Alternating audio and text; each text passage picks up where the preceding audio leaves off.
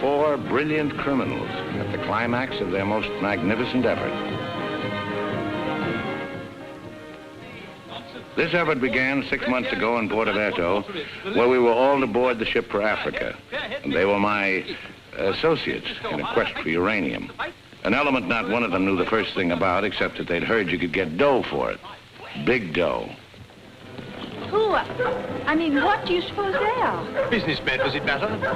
Well, if we're going to be on a small boat with them for weeks and weeks. I only said they might be fellow passengers. Harry, we must beware of those men. They're desperate characters. What makes you say that? Not one of them looked at my legs. Good morning, Mrs. Janrother. Good morning, Billy boy. Care to join us in a stroll? Turn up the liver, sweat out the toxins, help nature to help you. Wouldn't dream of it. Really, Billy, you mustn't be so offhand with Mr. Peterson. If I were to treat him with more than common politeness, he'd misunderstand and try to push me around. Mr. Peterson is a bully. Billy, Huh? did you see this?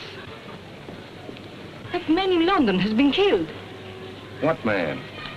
Paul Van Meer, high-ranking official in the Colonial Office, was stabbed to death early this morning by an unknown assailant outside a club in Soho. This is the third crime of violence to occur in that vicinity within the past month. What is it, Billy?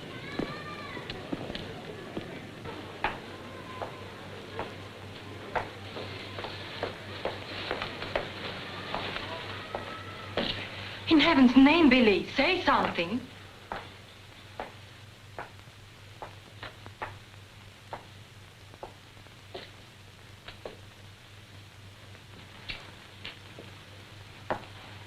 You understand, of course, that Peterson arranged this. It seems there's been a lot of violence around there lately. I don't pretend to be a fool. But look, Billy, this happened early Tuesday morning. We'd all left London well before that. What about Jack Ross? What about the galloping major? But I thought he only stayed behind to get that phone call from Mombasa, if it came through. He'll be here this morning. Well? Don't get so excited. Don't jump to unpleasant conclusions. Jump, they might as well have drawn a map. Why was Peterson worried about Van Meer? What made him think he was dangerous? He was afraid Van Meer wouldn't stay bought. Afraid he'd get the wind up after we'd gone. Get visions of him trotting upstairs to his superiors, announcing I have certain information that certain persons have paid certain sums of money Don't talk so loud, Billy. to obtain illegal rights to certain mineral supplies. That Indian, that Raja or whatever he was, that you worked for in the old days, he killed a lot of people, didn't he? Ah, but he had a better style. Besides, he was out for a kingdom, half the size of France. What's the difference between that and millions of dollars? We must think of the future, Billy. This is our big chance. It may be our last. Except for Mr. Peterson, we couldn't even pay last night's hotel bill. Where are you going? Now to a cafe, drink a lot of Pernod, and listen to the band. You won't make a fuss, will you? It doesn't do to make a fuss. You have to think of the main objective. Naturally, it doesn't do to be fussy.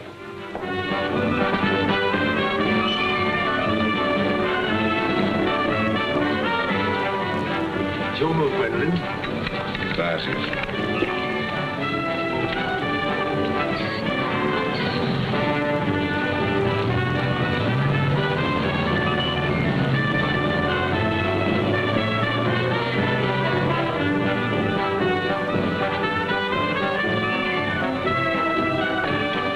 Luggage is in there. Bring it up.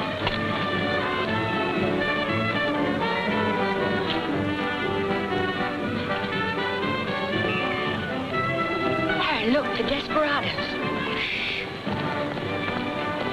Not quite in our contract, Billy. Hard liquor before noon. I'm celebrating. Celebrating what? The safe arrival of the major. He came galloping in a minute ago looking tired but satisfied. I take it his mission was accomplished? Yes, but it's getting on for lunchtime, gentlemen. I'll see you later, Billy. Your move, Gwendolyn. Gwendolyn, it's your move. Oh. Check. Closed. Are you sailing on the Niagara? Africa bound. So are we. Oh, my name is Chelm. This is my wife. How do you do? My name's Dan Rutherford. How do you do? Are your friends sailing too? The whole kit and caboodle. You're a very mysterious group, I must say. Really, Gwendolyn? How so mysterious? Well, for one thing, you all appear to be of different nationalities. Your move, Gwendolyn. Check. I have a theory about you and your friends. Correction. My associates. As a matter of fact, I think you're doctors. Evil ones, I mean. You're going to the heart of the jungle where human life is cheap to perform ghastly experiments which require the sacrifice of thousands on the altar of science. You must excuse my wife. She has a very lively imagination. Checkmate. I don't know how you expect me to play a decent game when you keep talking all the time. Harry's been all out of sorts today. Usually he's a wonderful loser. Good morning, Mr. Danrada. I bring you the captain's compliments, along with the sad news that the sailing of the SS Nyanga has been postponed. Now, look here. This boat is definitely, most definitely scheduled to sail at 2400 hours.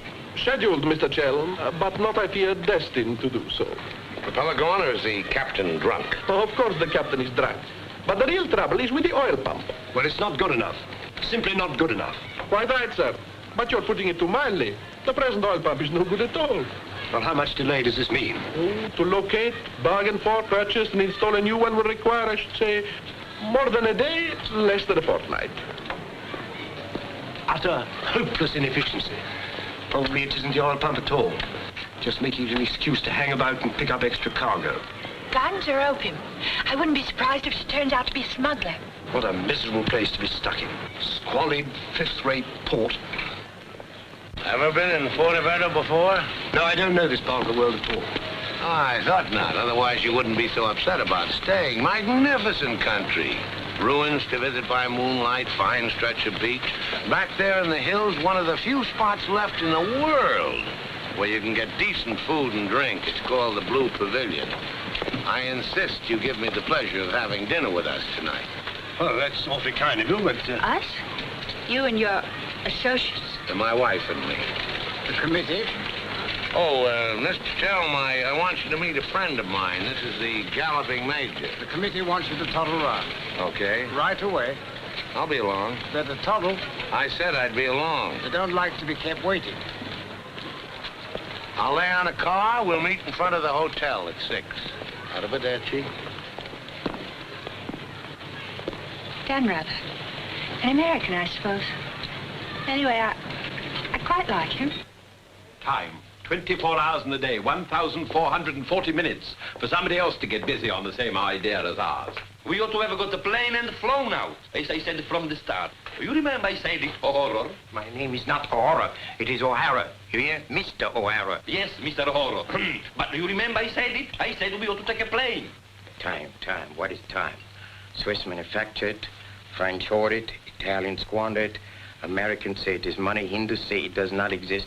You know what I say? I say time is a crook. If we took a plane, we'd be there inside 15 hours. Instead of who knows where. I don't want any more talk about flying. The sky is for the birds. My feet are on the ground. Both of them. Come in, Billy boy. What's all the fuss about? No fuss, Billy. We're merely wondering what course to pursue in view of this unfortunate delay. Join the peasants in their revels. Go to church. Write your memoirs. Very funny. I like an associate of mine to have a sense of humor. Good laugh does more for the stomach muscles than 5 minutes setting up exercises. And now that we've had our moment of fun, and all the better for it, let's get back to the question.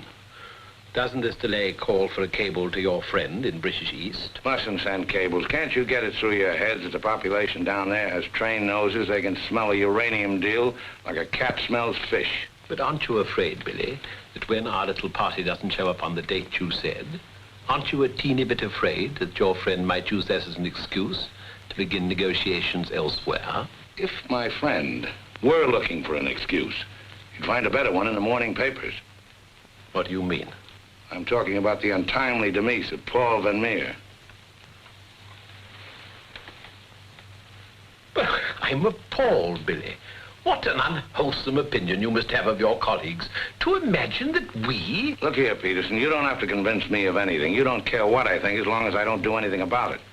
And I won't, unless you ever decide to sick that knife-happy little junkie on me. Watch yourself, Larry. Now, Jack, behave yourself. Sit down. For shame, Billy. I think you owe an apology to everybody in this room. And if you're half the gentleman I know you are, I'm sure you'll make it. As I was saying, Peterson, you have nothing to worry about. My friend won't pull out unless I tell him to. For purely venal reasons, that's the last thing I have in mind. Jack, give Billy a light.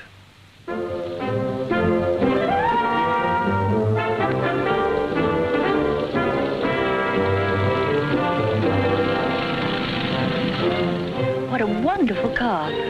It looks as if it had won the Grand Prix d'Elegance many years ago. Oh, it did. It was built for Lorre. You know, the bullfighter. He had it made this way so he could stand up and take bows. He only got one ride in it, bequeathed it to me on his deathbed. Well, here's to Lorre. I hope you like champagne. You mean it's yours? Well, I gave it to my former chauffeur, the fat bandit in the front seat. Harry, look at that wonderful villa. Well, that was Bertie Crampton's. Oh, you mean Lord Crampton, in Gloucestershire? His family acres marched hand in hand with ours. Gloucestershire, the cathedral towns, trout fishing, garden parties. What a beautiful life. You know England well? Emotionally, I am English. I serve tea every afternoon with crumpets, and I've always kept up my subscription to Country Life and to Tedler. Trouble with England, it's all pomp and no circumstance. You're very wise to get out of it. Escape while you can. Well, I'd hardly describe myself as escaping. Simply so happened that a relative of mine, first cousin actually, who died recently, happened to be the owner of a coffee plantation. Africa's the place now. You talk about the diamond boys, the gold boys. They just skimmed a little off the top. Potential mineral wealth of Africa's hardly been scratched. Now, there is a villa. Big. Well, that's the Villa Capriccio, famed in song and story, a 3-star attraction in Baedeker. Well, whose is it? Well, the bank's on it now. It used to be mine. Yours? Yes, I brought old Charles over from Fouquet's. You know, the old Fouquet's, to run it for me. Then when I decided to pull up stakes, I bought him this restaurant we're going to. Least I could do to show my appreciation. Well, here we are. Charles! Charles! Wait here a minute while I rout old Charles out. He doesn't even know we're in this neck of the woods. Charles! Charles! He must think we're extraordinarily naive. Knew all those people. Owned that vast villa. Bought this place because he liked the fellow's cooking. What utter balderdash. Oh, perhaps he did. I beg leave to doubt it. Did you notice his wife? She seemed to be rather a sensitive little woman. Really embarrassed by all that rot. I am sorry, signore. As you see, we are closed. We do not open for another 2 months. Charles, what the devil's going on here? This place is falling to rack and ruin. The place is closed. We shall have to dine in the hotel after all. Monsieur Dan. Monsieur Dan. Madame, why did you not let me know you were coming? You did not say you were with Monsieur Dan. Nothing is close to Monsieur Dan. Good to see you again, Charles. It's been too long, Monsieur Dan. Not since the night you left the villa. Remember your farewell party. I've tried ever since to forget it. Remember how in the morning we escorted you to the train with violins playing and everybody cried like when a king you love very much leaves this country. Aren't you dressed yet? Do I appear to be dressed? Do dress, do hurry. It's the most wonderful day. And Billy wants us to drive out and see his villa. His former villa. Obviously, I can't go. I've got a chill on my liver.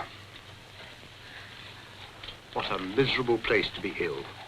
And you forgot to pack my hot water bottle. You packed it. Gwendolyn, I distinctly remember. Hello. Oh, hello. No, I'm afraid we can't. Harry has this wretched chill. and- Give me the telephone. Chelm here. Yes. Quite. Absolutely. A hot water bottle. That's very, very good of you, old boy. Look here, Dan, rather, would you mind very much if my wife went alone? She enjoys this sightseeing sort of stuff, you know. Splendid. Splendid. I'll send her along. You know, Gwendolyn, nowadays, One simply cannot afford to dismiss people just because they're not one's sort. One has to try and bridge the gulf. After all, it's a new world we're going into. One's got to take it as one finds it. Face it. Use it. Master it.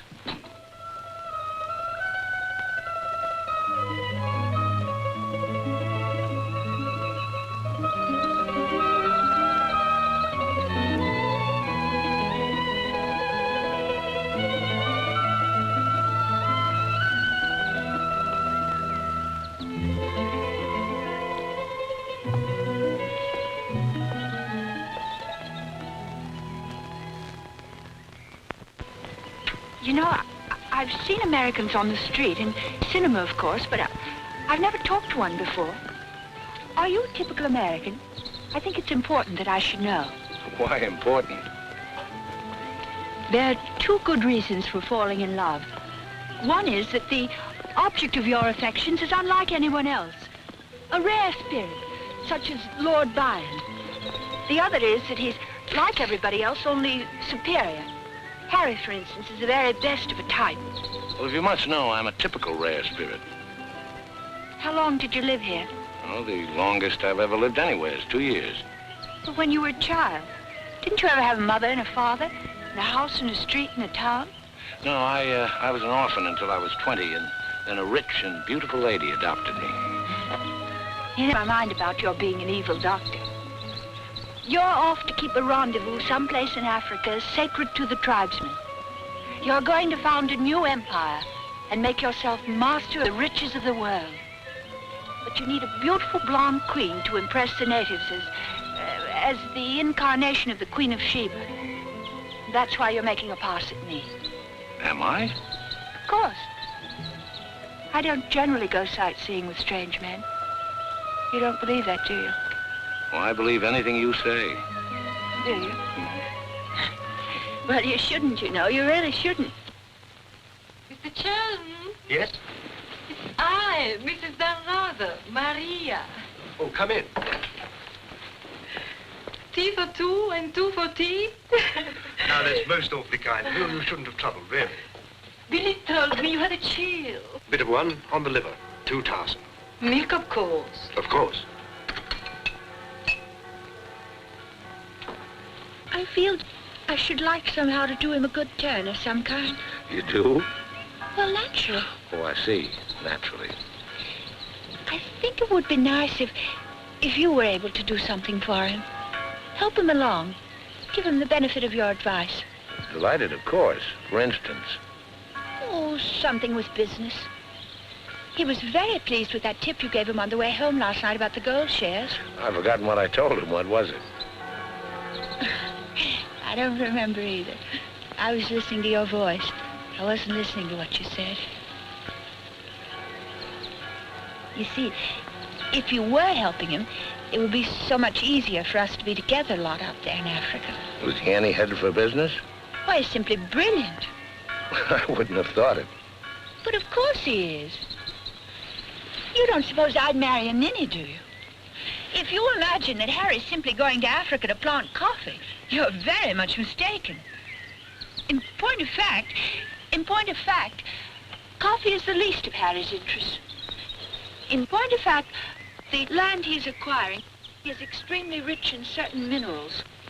Minerals which are indispensable to the production of atomic energy. Harry's land simply teems with uranium. Wouldn't surprise me to see him become the uranium king.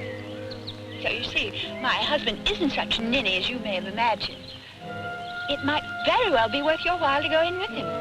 The potential mineral wealth of Africa's hardly been scratched. I was telling you last night. Well, of course. It's a well-known fact.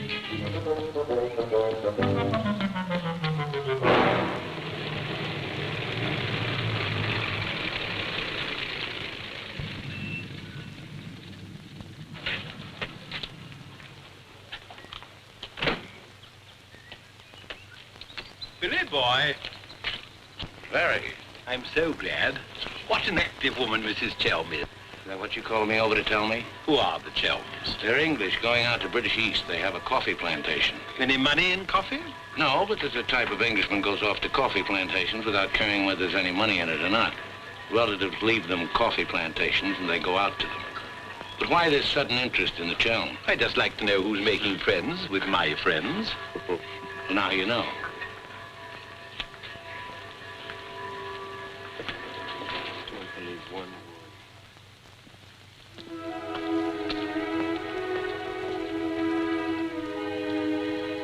You know, if I ever leave you, it will be for someone of the type of Harry Chell. Well, bully for you. I suppose that type of Englishman is like a story I once heard. An English gardener in England was showing some Americans one of those wonderful English lawns. And of course, they wanted to know how to make a lawn like that. And this English gardener said... He said all you have to do is get some good grass and roll it every day for 600 years. I heard that story before you were born. Englishmen tell it when they're feeling down in the mouth. Just don't understand the child type. You're not even listening. You never do. Someday I'll say goodbye and you won't hear that either. One day I shall really meet my type and run off with him, and you'll be simply amazed. It's possible. George Moore said, I learned it by heart years ago. He said that each great passion is the fruit of many fruitless years. George Moore was a very distinguished English writer, you know. Except that he was Irish. Cheer up, sugar. If I make $1 million on this deal, I'll buy you an old English lawn, one we can roll up and take with us.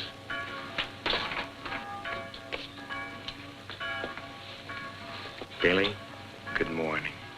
What's our wide-eyed Irish leprechaun doing outside my door? Why do you always make jokes about my name, huh?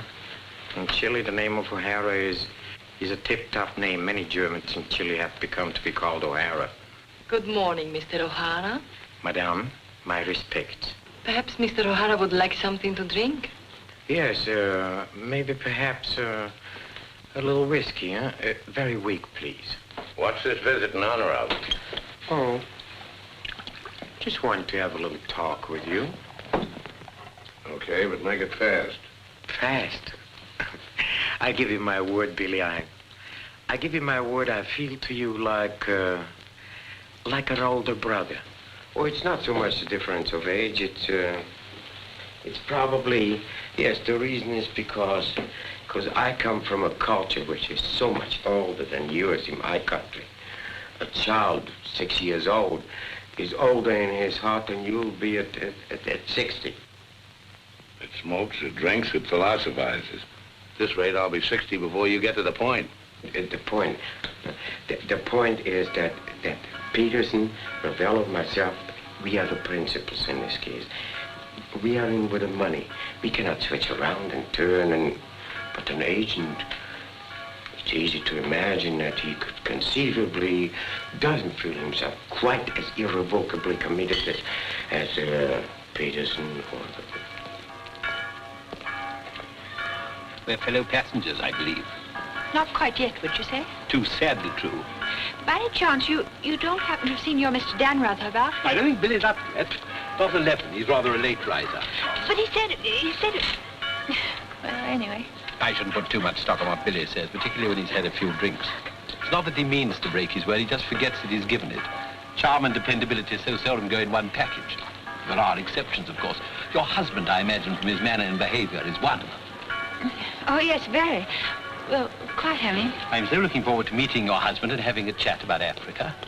By all means. I understand he's in coffee? You make it sound like a total American. Part of Africa we're going to is due for some pretty important changes. In my opinion, things will be booming out there before you can say Jack Robinson. I do hope there won't be too many changes. It's completely unspoiled out here with some of the loveliest scenery in the world. I can't imagine anything more lovely in the way of scenery than to have a few acres of gold and diamonds cropping up on a piece of land I bought for a song. Heaven forbid. Next thing there'd be big, ugly holes everywhere and great, horrid machines instead of lovely scenery. Anyway, I don't think my husband worries much about money and business, that sort of thing. Really? I mean, to appreciate my husband's point of view, one has to understand his background. Those lawns, hundreds of years in the making. Those immemorial elms. Those walls hung with family portraits. Generations of them. Those great echoing galleries. where so much of English history is being made. Taxes must be terrific on a place like that. What would people like the Chelms care about taxes with their kind of money? I mean, when a family's been a power in the city of London for so long, one of the great financial families. Power in the city? You mean? Oh, yes, of course, one of those Chelms. I'm surprised you know about them at all. Very few people do. They prefer to work behind the scenes. I find it rather hard to believe that a man in your husband's position would go to Africa just for the coffee planting. You're very quick, aren't you? In point of fact, he isn't. In point of fact, he has a very special reason. So I suspected. It has to do with sin. Sin? Since the war, my husband has been almost exclusively concerned with spiritual values. He feels that if he can get away there, in the heart of Africa, he will come face to face with essentials. He wants to work out the problem of sin. Sin? Why, yes, of course. Isn't that what we're all most concerned with? Sin? Gwendolyn, what are you doing here? I thought we were supposed to meet on the beach. Harry, I want you to meet Mr... My name is Peterson. Been having the most delightful talk to your wife. She tells me you're interested in spiritual values. I myself am vastly Harry, concerned. we'd really better be going. You'll excuse us, Mr. Peterson? What have you been telling that man? Nothing, Harry. He got onto the subject of religion, and I just happened to mention that we usually go to church on Sunday. Billy, I think it is high time you take stock of yourself. Can you truthfully say about yourself, I, Billy Dan Reuter, have acted fairly and squarely to my associates, huh? But of course he can, Mr. O'Hara. Everybody knows Billy's the soul of honor. Shut up, sugar. Perhaps he's the soul of honor, and perhaps appearances are deceiving. You mind telling me what it is I'm supposed to have done? Nothing. It's your conduct. Your conduct doesn't... Your conduct does not inspire confidence, and confidence, Billy, is the most important necessity in an undertaking of our kind. One may be completely innocent, but if one's actions invite suspicion, one might as well be guilty. To be trustworthy is not more important than to seem to be trustworthy. Billy, have you done something you shouldn't have? Tell me, Billy. Tell me the truth. My conduct. Who do they think I am, their hired man? But you are, you know. You are the hired man. How good and kind of you to remind me. How good, how true, how kind.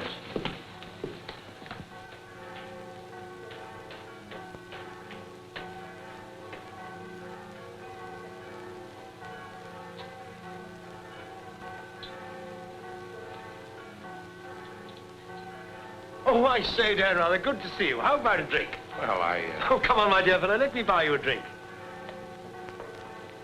Oh, Gwendolyn, don't forget to send one to Aunt Beatrice. Can't understand it. Gwendolyn distinctly said she'd join me on the beach. Then I come back and find her sitting there in that cafe. Extraordinary creatures, women. Well, let's drink to them. Pano. Scotch. Come on, you tiny little wreck, have a drink. We're drinking to women. Take the drink, but won't join you in the toast. Glass of Irish. Women. Hitler had the right idea. Keep them in their place. Kleine Kinderkirchen, babies in the kitchen. Say what you want to about Hitler, he had his points. Come. Look This here. generation's had its chance. Hitler, Mussolini, those were the men. Now is the age of the barbarians. The world's going up in smoke. I say let it come, get it over with. Well, if you don't mind, I'd like another year or so of worry. Worry? Just 1 minute, laddies. I've just 2 or 3 words to say to you, laddies, and that's don't worry. Don't ever worry. I'm in a position to know secret information. The Rosicrucians, the Great White Brotherhood, the high secret orders. But you've no faith. You must have faith. Faith and power, secret power. Men who guard the trust from the deepest insides of the whatchamacallit. Mystic rulers, all one club, chained together by one purpose, one idea. Mankind's champions. Follow me, Billy? Oh, why, of course. This generation's had its chance. Hitler, Mussolini. I can't stand here and permit you... Are you interrupting me? Relax, Jack. Have another drink. I simply want to state that things don't happen to be what certain people imagine. An officer may find himself strapped for money, and he may undertake certain things which in other circumstances, no, absolutely no. Absolutely. I mean, absolutely no. In the old days, I should have simply told people of your ilk to buy their own drinks. Poor old Jack. I'll teach you. I'll teach you to insult an ex-officer of the Indian Army. Well, are you yellow? The bar. You're Major Ross? Right. Ross here. Right. Right again. Come along, the committee. Saved by the bell. I've never heard such rot in my life. Sin. Oh, sin. All I could do was to keep a straight face. No, I'm certain of it now. These are two very clever and dangerous antagonists. Sit here and help me close. But how could they possibly know what we're up to? Great interests like the Chelms have ways and means. Yes, and I'm convinced they're out to get us even before we get started. We must get ahead of them. Time has entered the picture in a new way. Never forget the time factor, gentlemen. It always enters the picture in the end. I'm sending a cable to London. I want full information on those Chelm interests. British Africa, too. Check up on his interest there. Every time the plane lands, I'll try and reach you by telephone. Keep me informed of the latest development. Dan Reuter, that lying, swinish, rum-swilling double-crosser. What pleasure it will give. No, you can't at the moment. We need him. Right now, we need that swinish, lying double. Did I hear my name? Rub-a-dub-dub. 3 men in a tub. Tub? Oh. Been a change of plan, Billy boy. You and I leaving for Africa. How's that? You and I are flying to Africa by the next plane. Oh, what's happened, Peters? Must be something important to get you on a plane. Perfectly simple, Billy boy. The trouble with the oil pump and the general uncertainty about when the Nyanga will sail forces me to sacrifice my personal comfort. I prefer to fly rather than run the risk of arriving too late. Well, there's also such a thing as arriving too early. What do you mean by that? Well, the land doesn't come up for auction for a couple of weeks. My friend can't make his move until then. If we sit around British East all that time, somebody's going to start wondering who we are and ask questions. Is that your real opinion, Billy, or are you just looking forward to a long sea voyage with the attractive Mrs. Chelm as your companion?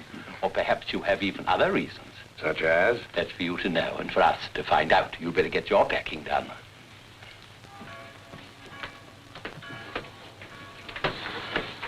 Billy? Where are you going? Off to Africa, flying. Just like that? Aren't you even going to kiss me goodbye?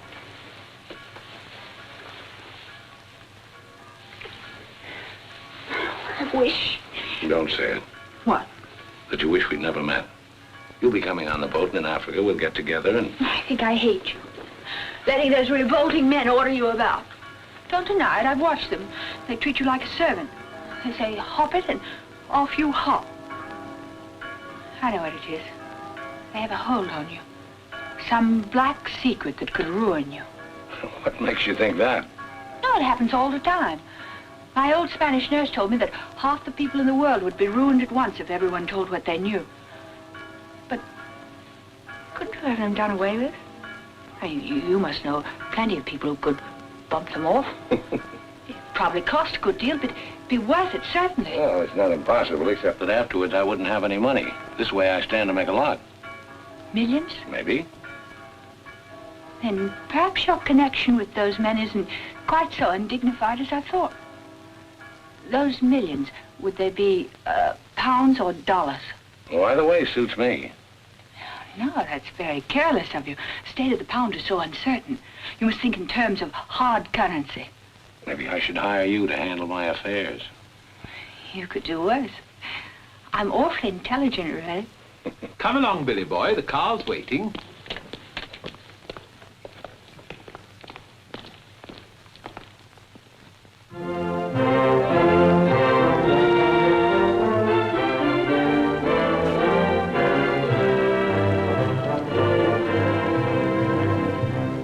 Can't get faster than this, we'll miss the plane. Press on! Press on!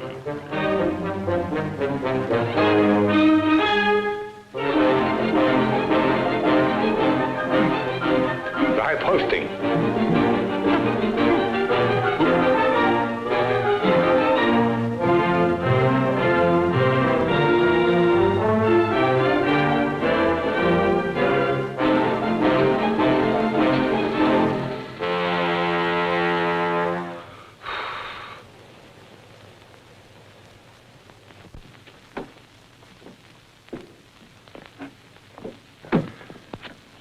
Bisogna spingere.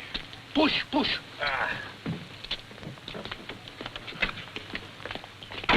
Come on.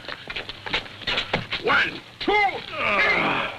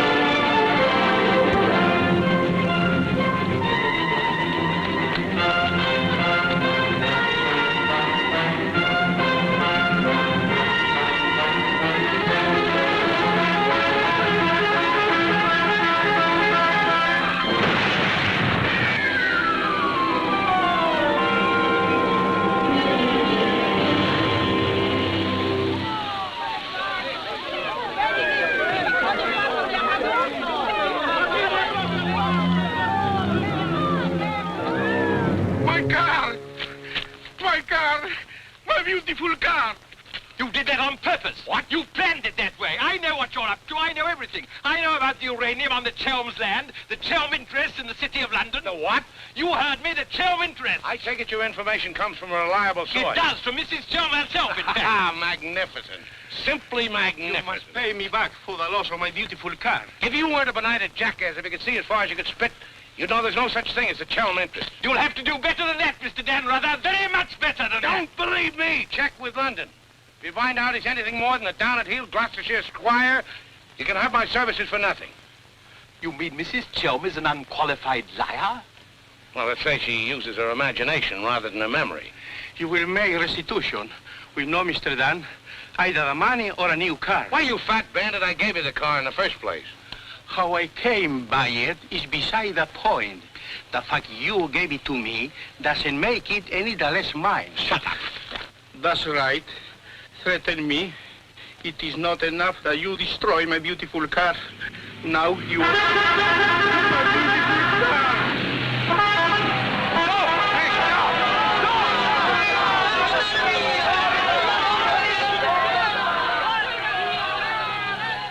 More than anything, I want Billy to make a grand success out there. Oh, as you care so much about money, I should have thought you would have left Billy for some rich man. I shouldn't think Billy would mind, really. I mean, neither of you are in love or anything. You are a strange girl. Of course I love Billy. Actually, I adore him. And Billy loves me very, very, very much. That's why I trust him with his little unimportant amours. And what does he say about yours? But, darling, all husbands like their wives to seem attractive to other men. Be sure you explain that to Harry. I'm going back to the hotel.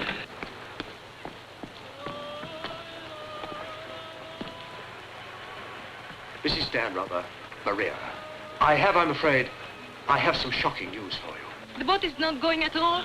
There's been a terrible accident. Your husband's car drove over a cliff.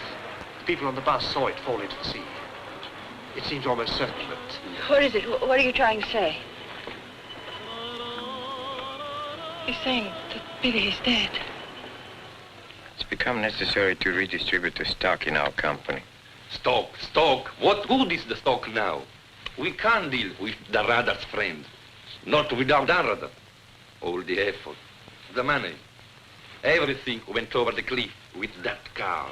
Ravello, you forget the English are very sentimental people. I tell you, there is nothing that Billy's friend will not do for his widow, and in black, she's a very touching figure. Poor Maria, you really have had a wretched time of it. You are very understanding. If only there was something I could do. Just now, if you could bring me an aspirin. I have a headache. Don't move. Just you wait there. I'll be back in a moment. Mussolini, Hitler, and now Peterson. A great man, a great loss. I'm going upstairs and read my Bible. Why all the clothes? Maria has a headache. What's the matter with you? Go away. My dear girl, I'm as sorry about Dan Rother as you are. But after all, it isn't as if he was one of our oldest friends. I was in love with him. He was a very pleasant acquaintance. What did you say? I was in love with him. Really, darling, have you no control over your romantic fantasies? I loved it. Can't you hear me? I love you. I love you. Oh, rot. You're just dramatizing again. By George, you were right, after all. I did pet it. Oh, what shall I do? I feel so I was drowning. He's dead. He's dead, and I'm left in a fool like you. I tell you what to do. Have a bit of shut-eye. You wake up in an hour feeling your old self again, and there'll be no more silly stories about falling for a middle-aged roustabout. So? Oh, please go away. I'll just take these to Maria.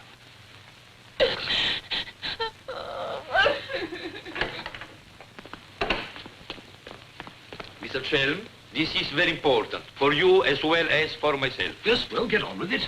There is now an opportunity for you to secure enormous profits with virtually no risk. I want to beat about the bush. Our purpose in going to... For you as Billy's widow, it will be very easy to persuade his friend in British East, and for capital, we have Chow. Quite evidently, you've been misinformed as to my interests.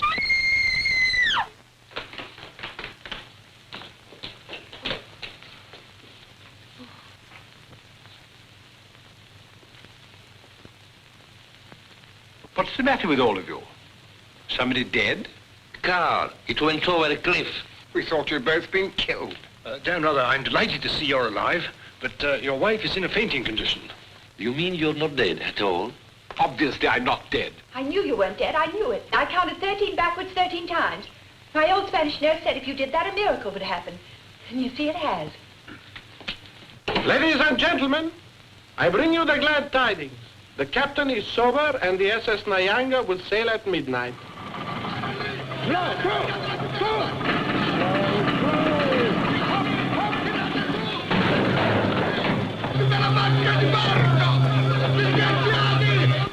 I can't see it anywhere. What can have happened to it? My dispatch box, where is it? A black tin box this size. What have you done with it? Guardi che la sua valigia gliel'ho messa in cabina. I told you to take the most particular care of it. I shall not go on board till my dispatch box has been found. Having trouble, Chow? I think that I can't cope with myself, thank you. È la seconda volta che glielo dico. La valigia gliel'ho messa in cabina, è inutile che insiste con me. Says he put it in your cabin, whatever it is. Idiot! Why didn't he say so in the first place? Say, look. What's happened to Harry? He's been giving me the fisheye all evening. Oh? What is it? Perhaps it's because when I thought you were dead, I told him I was in love with you. You what? I couldn't help it. It made you seem less dead. And? Oh, he didn't believe me. He thought my nerves were upset. Sort of delirium. He thought it quite a joke. The idea of my inventing a love affair with a middle-aged roustabout like you. That's what he called you. Well, now that I'm back in the flesh, you'll begin wondering about that delirium of yours. I suppose seeing you alive is different from thinking of you dead. You're just great cooped up on that tub with a suspicious husband. Billy.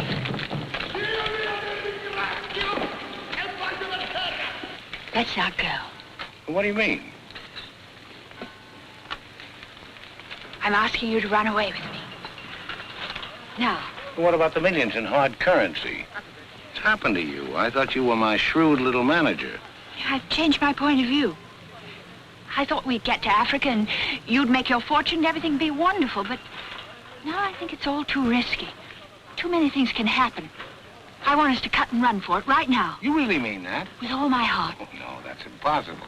Why? Well, for one thing, Mrs. Danrother might not go for the idea. She's not quite as sophisticated as you are. Please, Billy, listen to me. I've thought it all out. We'll take the bus and catch an express for somewhere. The shot's not on the table. You're not in love the way I am. If I loved you 1,000 times more than you say you love me, it still wouldn't make any difference. I've got to have money. Doctor's orders are that I must have a lot of money. Otherwise, I become dull, listless, and have trouble with my complexion. But you're not like that now, and you haven't any money. It's my expectations that hold me together. You really mean that, don't you, darling? Sure, I mean it. And your main reason for wanting lots of money is so that you'll be ever so attractive and I'll love you more and more. That's right, baby. I'll help you, Billy. I can, too. I'm something of a witch. My old Spanish nurse said I could have been a professional. Well, don't look now, but they're raising the gangway.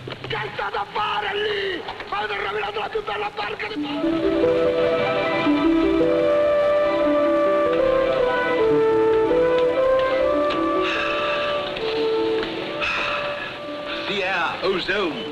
What a pity we can't bottle it, gentlemen. What a fortune we'd make. Neptune's mixture. Now breathe deeply. Remember, every breath is a guinea in the bank of health.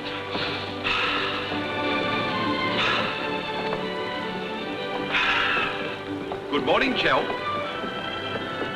Why, that's good.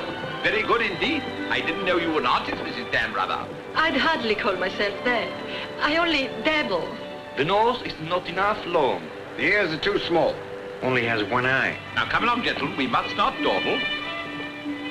Blow the man down, bully, blow the man down. Blow, blow, blow the man down. Blow the man down, Betty, blow the man down. Good morning, Mrs. Chelm. Let's hope she breaks her neck. Blow the man down, bully, blow the man down. Blow the man down, bully, blow the man down. Blow, blow, blow the man down. Blow the man down, bully, blow the man down. Give me some time to blow the man down. Mr. Peterson? Mr. Peterson? Radiogram.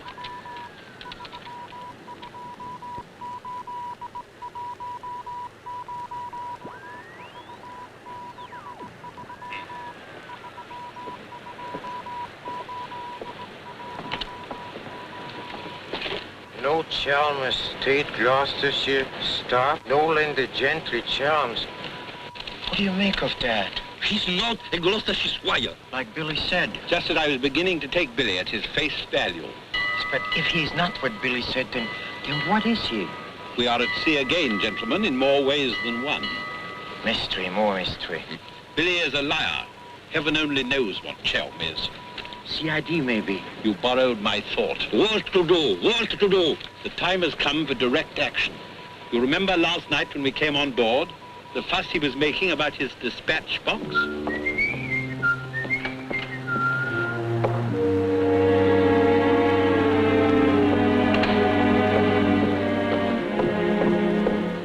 I love colors. Working with them is an endless puzzle.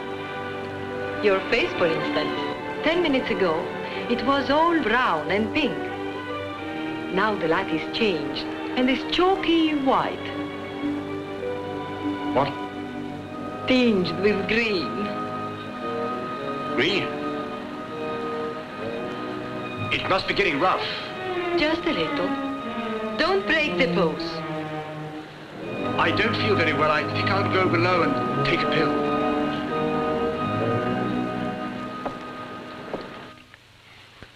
It's incredible. Harry Chelm is just Harry Chelm. nothing, nobody, a ruddy refugee from Earl's Court. With a hot bottle. Look. And the letter of introduction to the secretary of the governor. The secretary, mind you. Disgusting. Purser! Eyebox! Feet up and down, isn't it, sir? It's gone. Oh, yes, indeed. Major Ross took it. I saw him sneak it out of your cabin. I like to keep my eye on what goes on aboard the ship. Where did he take it? I believe Mr. Peterson's cabin. In fact, I'm sure.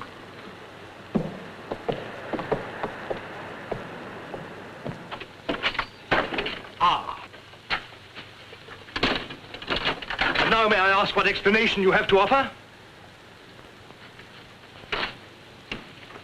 He forgot his hot water bottle.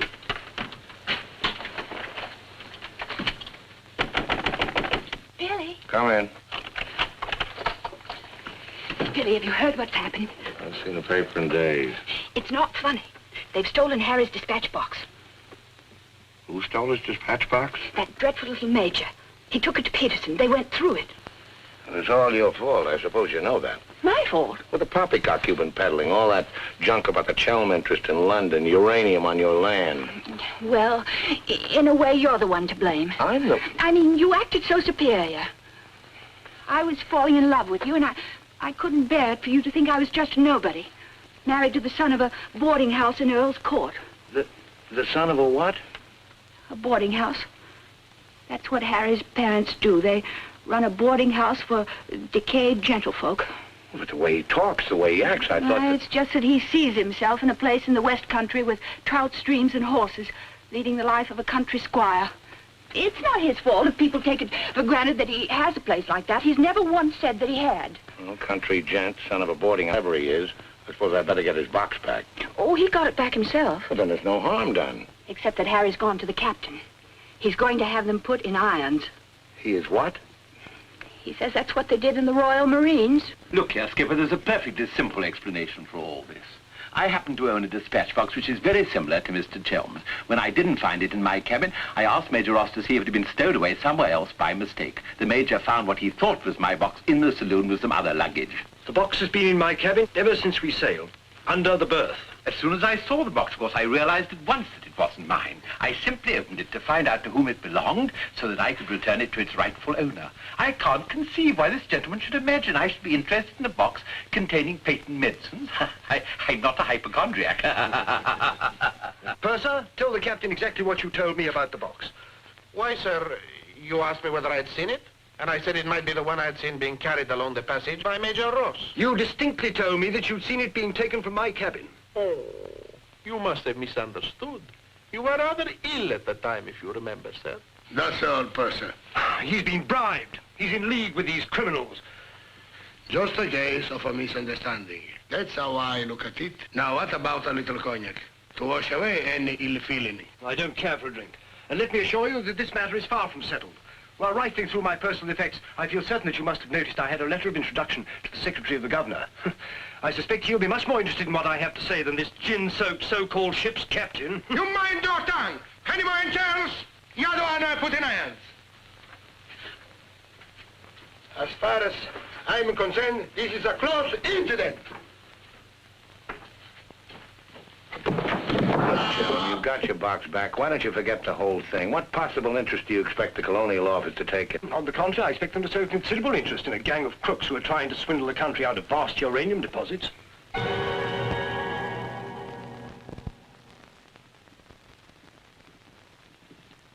Just one moment, sir.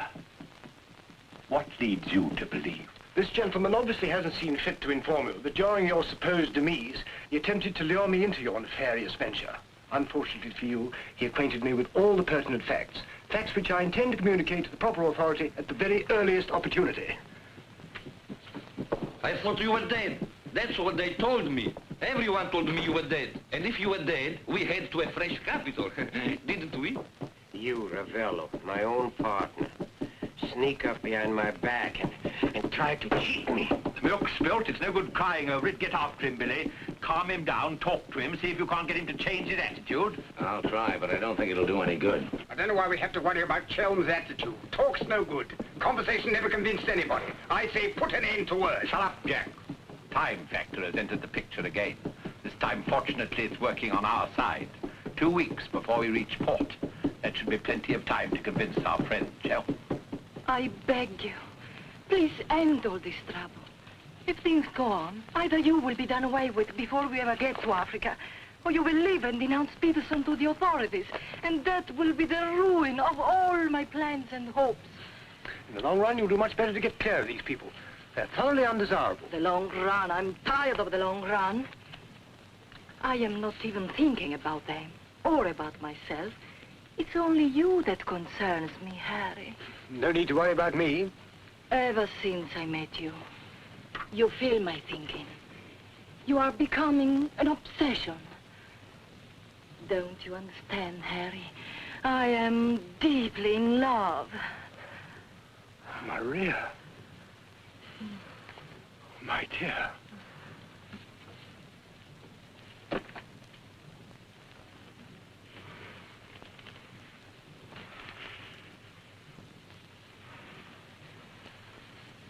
Only you could make a woman feel like this. All I want is to be in your arms, now and always. You forget I'm going to be done away with. Oh, no, no. It will be easy to arrange. What you must do is this. You will write me a letter. A love letter. You will tell me that you cannot denounce Peterson, because then I will suffer too. Because you love me so much, you cannot bear to hurt me.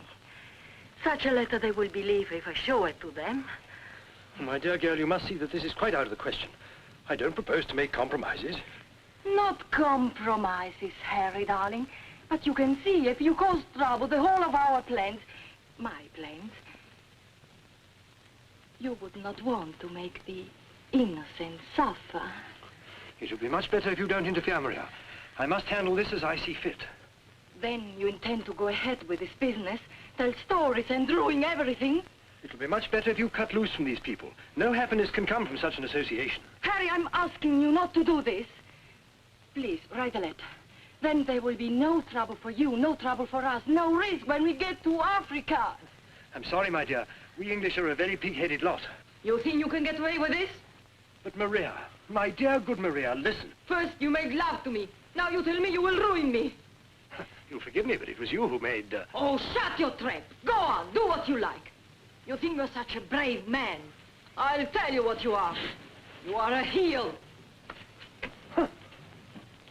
What the blazes now? What's happening? What's going on here? The oil pump's on the blink. The electricity's failed. Utter folly. A ship lying in darkness this way, we might well be rammed at any minute. I'll tend to this myself. Which way is the engine room?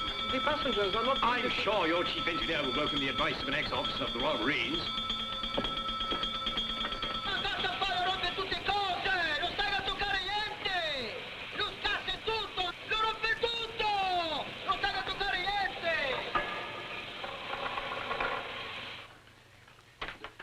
Look here, you fool. Are we simply abandoned to our fate? I insist on something being done. For instance? Well, give out the lifebelts. Organize the boat drill.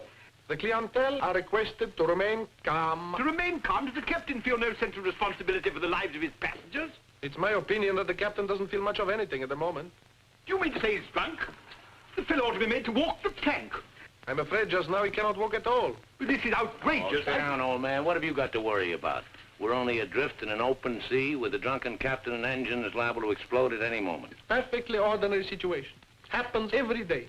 But just in case any of you are still at all anxious, let it be known that Mr. Chelm has taken charge in the engine room. Who's taking charge? Harry, and he'll foozle it for sure. Shall I get out the hymn books? Your husband claims to have learned all about engines and such things when he was an officer in the Royal Marines. If he ever was.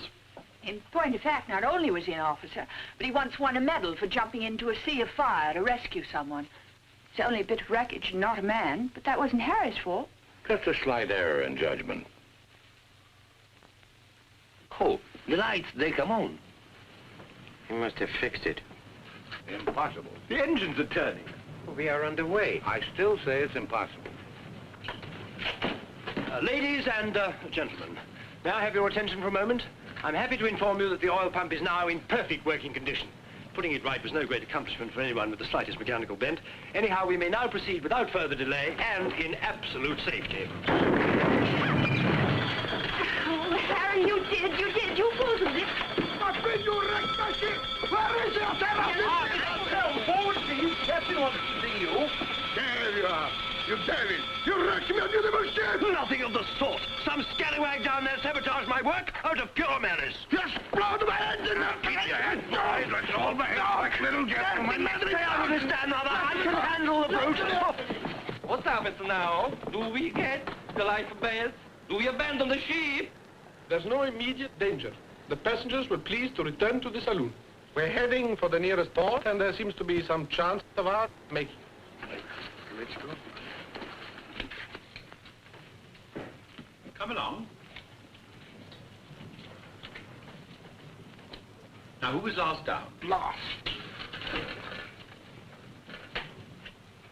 Billy boy, be a good fellow and make a fourth at bridge. The major has no head for cards. A few rubbers will soothe all our nerves. Oh, thank you. I'll soothe mine with a double scotch. In fact, I think I'll make it a triple. No ice, no water. Right, sir? How about you, dear Mrs. Dead Rubber? Little bridge? Oh, so sorry. I have the most fearful headache. I think I'll go to my cabin. Oh, what a shame. Well, boys, we'll have to make it cutthroat. What about Harry here? Maybe he'll take a hand. That, under the circumstances, is a most unsuitable suggestion. Gwendolyn, I must ask you to either move to another table or else leave the saloon.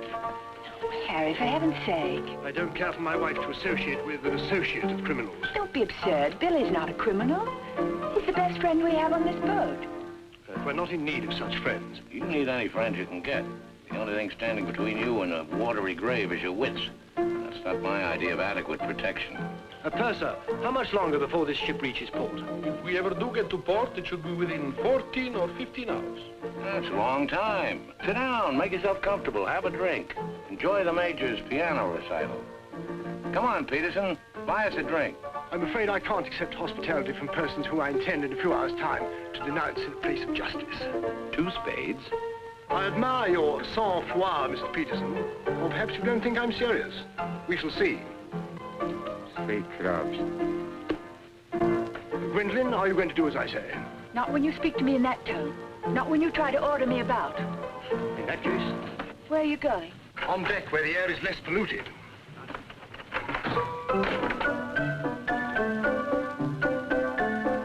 Purser, 4 tonics? I think you'd better go after Harry. Why should I? If he's going to be so childish and unreasonable. Take my advice, go to him, stay with him. I suppose you think we should keep up appearances. The loyal wife at a husband's side. No, Billy. I'm experiencing something that is rare and beautiful. And I shall not deny it, either by word or by deed. I love you. Let the whole world know it. I love you, I love you. Yeah, well, keeping up appearances isn't exactly what I meant. Why do you want to send me tagging after Harry? He's being such a deadly bore tonight. Deadly, but not dead, not yet. What do you mean? They killed one man just because they thought he might try to get in their way. Now, handsome Harry here is certain to blow the whole thing wide open. They killed a man? Really? Who? Just a man. Well, for all Harry's being too tiresome and my loving you to distraction, I still wouldn't want to see him done in. He has some perfectly darling traits, really. I mean, like always remembering one's birthdays. No, we simply mustn't let anybody murder Harry. Now, keep him in your cabin. Never let him out of your sight. Keep him under lock and key. Oh, Billy, that awful music. It's so loud. It comes right into our cabin. Peterson, tell the Major to soft pedal it. And while he's about it, he might change the tune. Oh, don't you like it? It's one of my favorites. I'm afraid he doesn't know any others. Do you, Jack? Oh.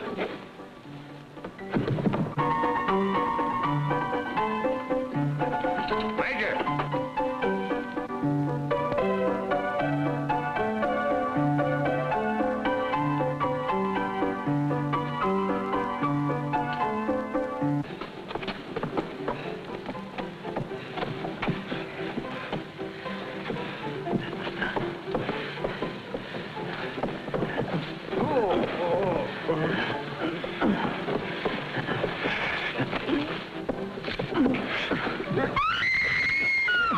Do I hear a lady screaming?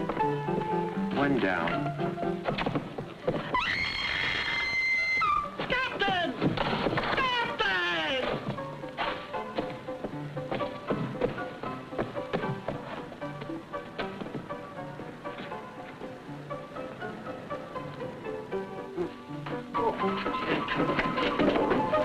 What happened?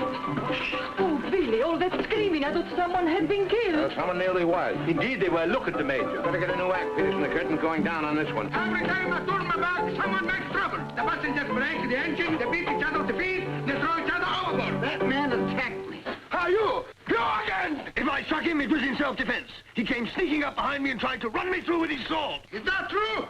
Well... It's no use, Billy. My trying to protect Harry any further. I may as well tell the whole truth. Captain, it grieves me to confess this, but in point of fact, my husband has an illness of the mind. The medical word for it is paranoia. On occasion, he displays homicidal tendencies. The psychiatrists say it's because he believes people are plotting against him. And so he strikes back and tries to kill them. Gwendolyn, for heaven's sake, woman, what's the meaning of this treachery? Believe it or not, Harry, I'm doing it for your own good. He knows. He saved my life. He'll tell the truth. I wouldn't contradict the lady. You wrecked my ship! You tried to kill the passengers! But I'm not safe for the ship. That's why you against me. Let me go. I'll kill a lot of you. I warn you, Captain. When I kill you... Poor Harry. It's awfully sad. We've tried everything to cure him. Take your hooligans off. How dare you lay hands on me? You hooligans! I'll have you put in irons. You'll be the ones in irons. Good, good. We'll have no trouble from you. Scum! Mongrels! I'll bring you to book. Every one of you. Every man jack of you. After all, it was the only solution.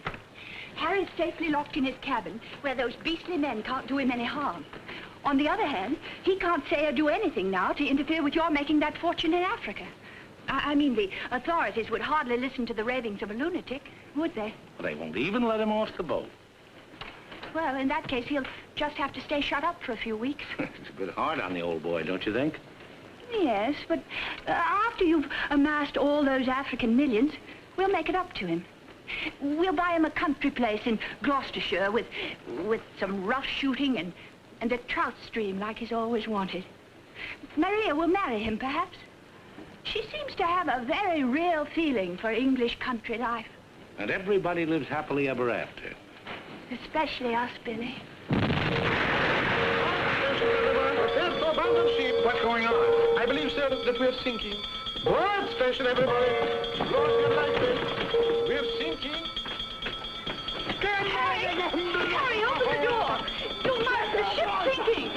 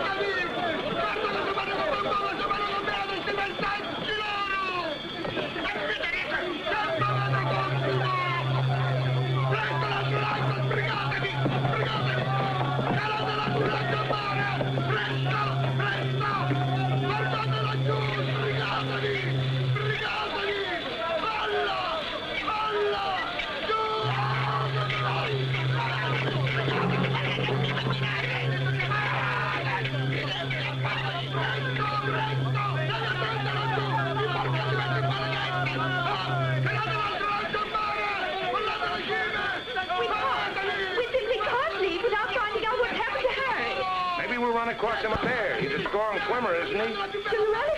I don't say we will, but it's possible. Anything's possible.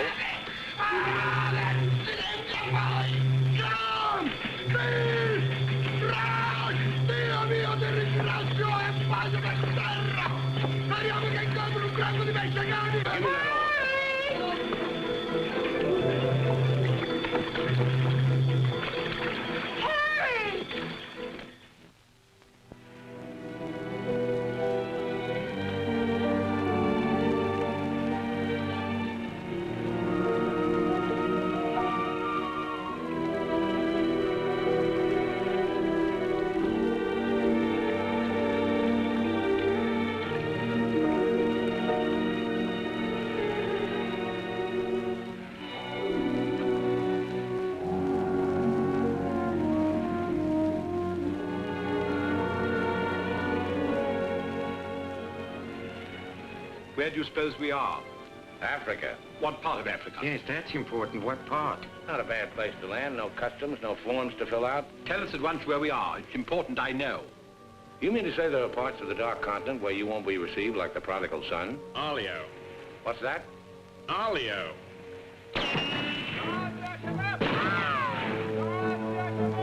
Better get down, everybody. Oddio, mamma mia! Adams! Oddio, mamma mia! Get rid of your passports, boys. Mrs. Tell, Billy Boy, my identity must remain a secret.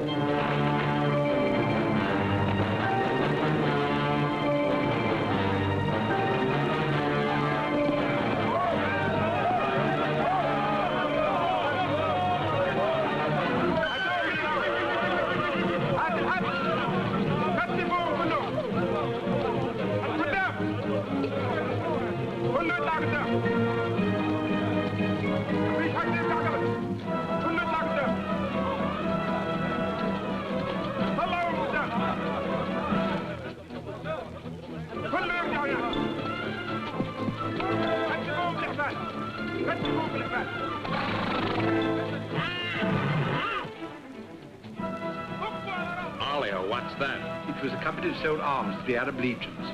Wait a minute, that rings a bell. Some of the equipment we sold them was defective. Been too long under the water in the Gulf of Leyte. The Arabs claim they lost the war because of rusty guns and dud ammunition. For heaven's sake, be quiet. If you go on like that, I'll see you drawn and quartered.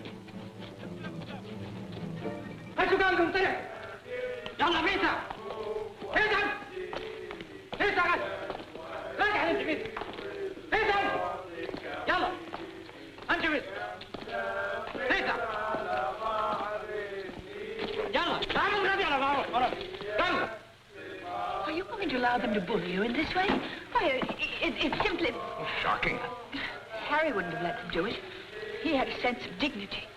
I have a sense of survival. Billy, what is going to happen? Do you think they will torture us?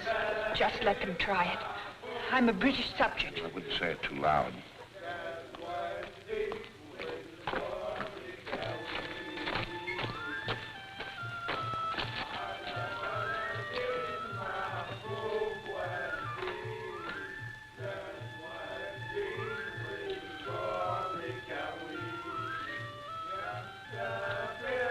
We shipwreck. Big boat, go down. Bottom ocean. We take little boat. Row all day, row all night. Savvy? There's only one way to deal with these swine. Walk up to them and kick them in the belly. Show them who's boss right away. We sight land. Your land. Praise Allah. Come ashore. Suddenly, boom, boom, boom. No good way to treat shipwrecked people. You will please to hand over your passports.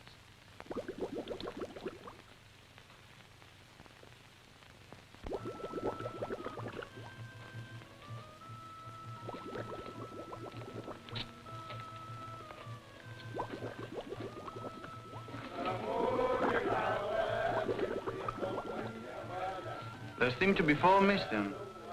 Will those who have not handed over their passports hold up their hands?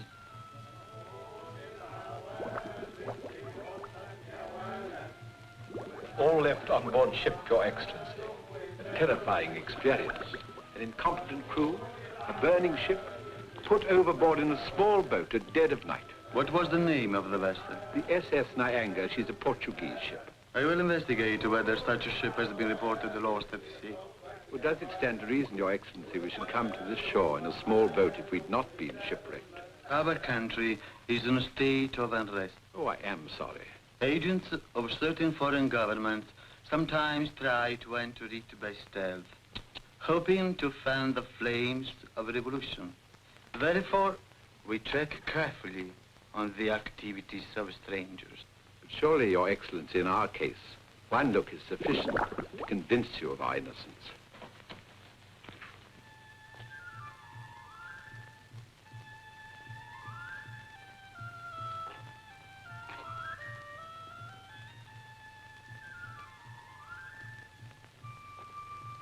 No. One look is not enough.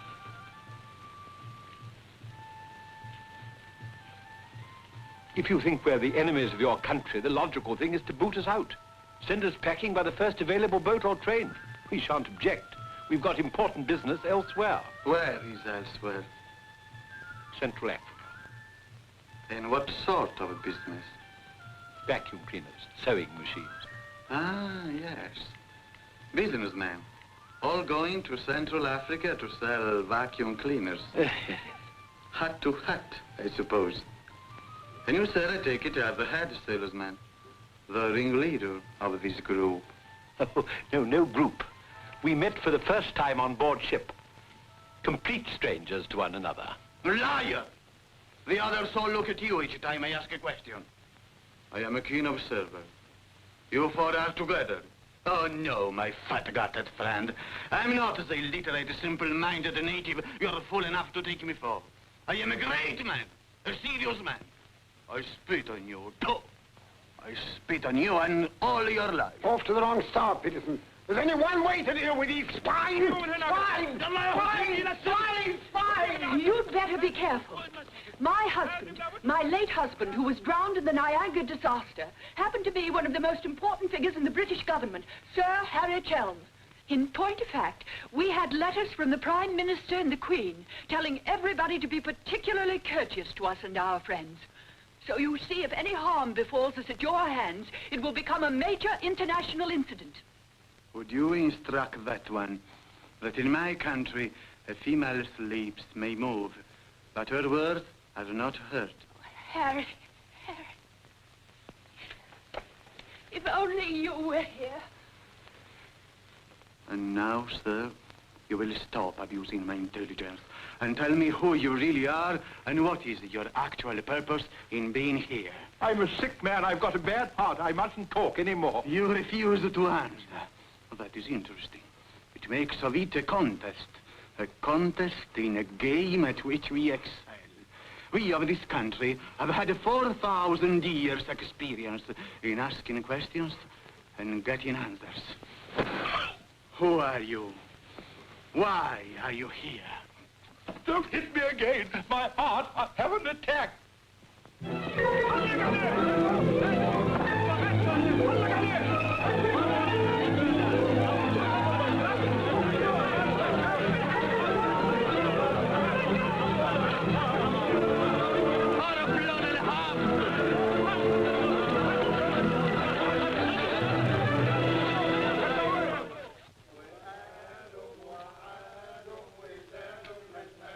Billy's led a thoroughly decadent life. But, I thought he had more backbone than that. Backbone. Either you have it or you haven't. You see the beating I took at the hands of that great ugly brute without even flinching. Billy was crazed with fear before they even laid a finger on him. Tell me more about Rita Hayworth. You really know her very well? Do I know Rita? Do I know her? I'll give you a letter of introduction. She'll fall an immediate victim to your charms. You really think so? Oh, but certainly a man like you, suave, intelligent, darkly handsome. You have everything, Ahmed, except money. And if you'll listen to me, a boat will be placed at our disposal, a very slow boat, so that Fat Gut's check will have plenty of time to clear. And you will trust me for your share? Does one man of the world ask another to trust his own brother? Oh, no, Ahmed. You'll give me a check for half. Your demands are very great under the circumstances. Well, why shouldn't they be? Fat Gut's my best friend. I will not betray him cheaply. You are certain that you are the friend of the peerless Rita? Come, Ahmed. Line back to business. Very well. 50-50. Oh, by the way, Fat Gut's nature is noble like ours. He might try to bargain. I do not bargain with a puffball like that. It's beneath my dignity. It'll be dawn soon. The correct hour for a firing squad. But if we have him shot, what about the money? Well, I was just thinking that if he had a volley at the psychological moment, he might not be so inclined to haggle. I believe you must have Arab blood. Westerners are not usually so subtle. يلا يا علي نمسك الراجل الثخين. يلا بينا يا سيدي. يلا. Look, Halamite! Look, Halamite! Where are you taking me? I won't go. I demand to see a doctor. Would you say that in Paris, among smart people, the Rolls-Royce or the Cadillac is considered more chic? Well, that's no problem at all. A man in your position should have both. Ah,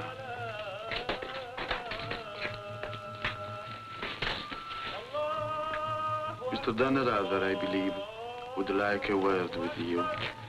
Billy. Sit down, Peterson.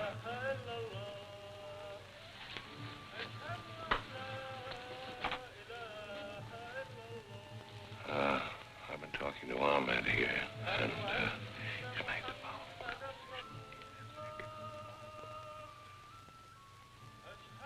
It's blackmail. I can't pay.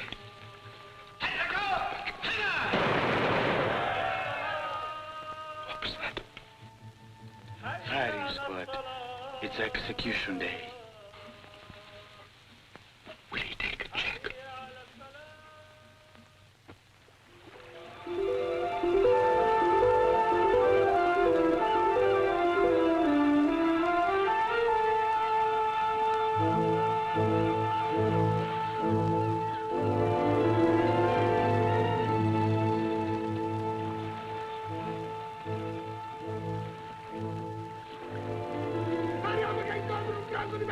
Billy! Al barcare in un'isola tra i cannibali! Speriamo che incontri un piano di messicani! The name! Al barcare in un'isola con i cannibali! Ballate la cime! Stay away! Stay away from my ship! If you try to come aboard, I will shoot you! I will shoot you! Get to my gun! Get to my gun! Give it to him. Maybe he'll shoot himself. My gun! My gun!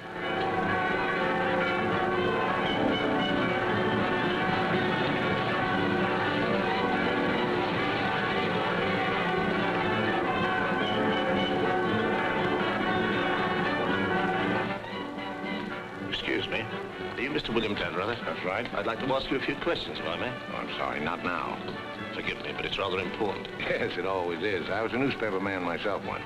Very well, you may quote me as saying that everybody was heroic except Mrs. Donnerather, who ate all our boots. Very amusing, but I'm not a reporter. Oh? Jack, go to the phone, make reservations. The first plane to Nairobi, 6 seats. Yes, and if they don't have any, talk to the right man and tell him if he kicks other people off the plane, we'll make it worth his while. I always said we ought to take a plane. You remember I said that, Mr. Horror? I said we ought to take a plane. Mustn't dawdle, Billy boy. Great deal to do and not much time. Those were the other members of your party? Yes, I'd like to talk to them too. Oh, what's it all about? I believe you were acquainted with a Mr. Van Meer, now deceased. Peterson, you and the boys better come back down. The gentleman here wants to speak to you, Mr. Jack Clayton of Scotland Yard. You take your wine here or upstairs, Mr. Dunn? No, we'll have it here. Care to join us in a drink, Clayton? No, thanks. It's a bit early in the day for me. I read somewhere that a Scotland Yard man never accepts a drink from anyone he intends to arrest. Is that true, Mr. Clayton? Quite so. Mrs. Donnerather? No, I'm Mrs. Chelm. This is Mrs. Donnerather. Well, how do you do? Well, I wouldn't dream of alarming you lovely ladies, so perhaps I'll have a glass of bubbly after all. Peterson, how do you do, sir? How do you do? Ravello. And, Mr. O'Horror. O'Hara, Julius O'Hara, delighted. No, I'm the one to be delighted. It had begun to look as though I'd never catch up with you people. That would have been a bit embarrassing. You see, this is the first time I've ever been abroad on an investigation. I've spent quite a lot of money. And my chief can be very sarcastic about the money one spends, particularly if you fail to deliver the goods. Mr. Clayton is presently interested in the Van Meer murder case. The Van Meer murder case? Oh, yes, yes.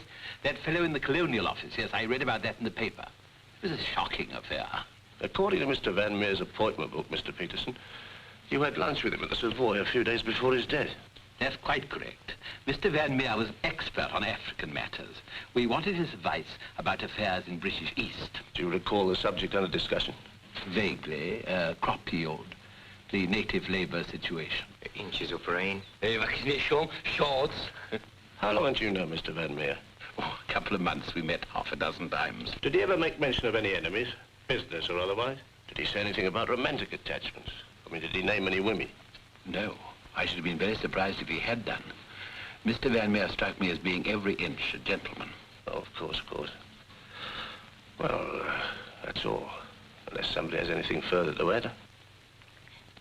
I have. I think you ought to know that the business of one of these businessmen is murder. I beg your pardon. Major Ross, I mean. I can't guarantee Major Ross murdered this Van Meer person. I assure you, however, he attempted to murder my husband with a long, thin dagger, which he always carried about in what looked like an innocent swagger stick. Go on, Mrs. Joe. You see, Major Ross is employed by Mr. Peterson there to do his dirty work. One might say he's a professional killer. My husband found out certain things about Mr. Peterson. Things in point of fact that are a matter of empire, involving, as they do, a plot to exploit our kingdom's uranium resources. And that's why Mr. Peterson decided to have him done away with. Don't run away, Mr. Peterson. That's always tantamount to a confession of guilt. Tantamount is what I call it. More champagne, Clayton? No, thank you.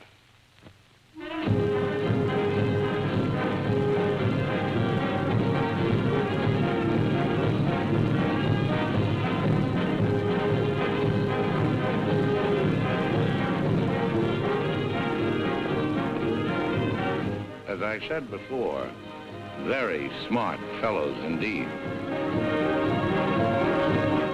Should you ever think of me in Earl's Court, that's where I'll be, helping Harry's parents with the lodgers. Should you ever think of me, try not to let it be too harshly. You kiss her too, Billy, and tell her she's forgiven.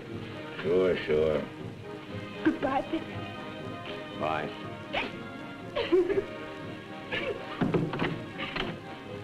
For Mrs. Chell, just came on the ship's wireless.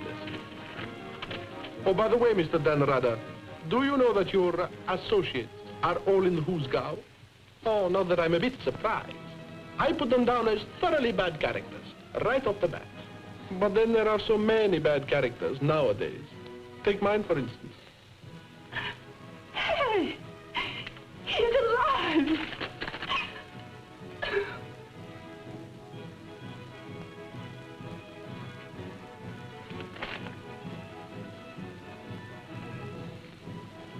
Oh.